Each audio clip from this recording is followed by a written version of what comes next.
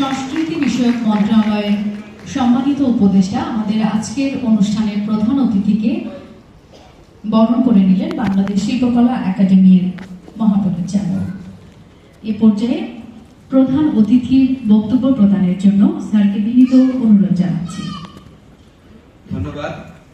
মহাত্মা লালন সাঁইজির ওনার তিরোধান উপলক্ষে 134তম দিনব্যাপী অনুষ্ঠান আয়োজন হয়েছে। আমি প্রথম দুদিন আসতে পারি নাই, তো এখানে যারা প্রোগ্রাম দেখে গেছে আমাদের এক স্যার আমিও তো আসিনি, আমরা ব্যস্ত মানুষ না। সংগ্রামী যিনি সবসময় ছিলেন প্রফেসর সিআর আবরার। আবরার ভাই আপনি কি আছেন এখানে? আছেন? আবরার ভাই আমাকে দুটা কথা বল, প্লিজ একটু সামনে এসে বসবেন প্লিজ।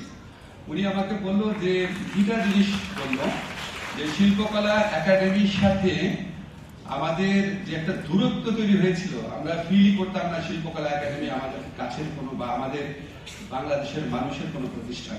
এটা একটা দলের, একটা পরিবারের, একটা ব্যক্তির প্রতিষ্ঠানের, ব্যক্তির বন্দনার প্রতিষ্ঠানে পরিণত